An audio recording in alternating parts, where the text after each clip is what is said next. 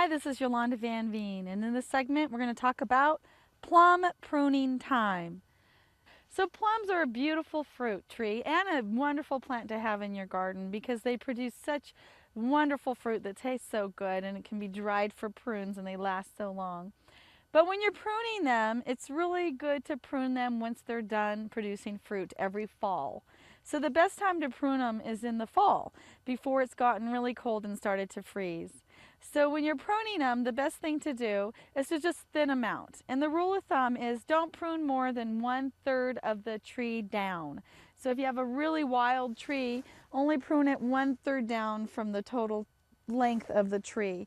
And if you want to prune it back, wait till the next year to keep pruning it down even more, because you don't want to shock it too much.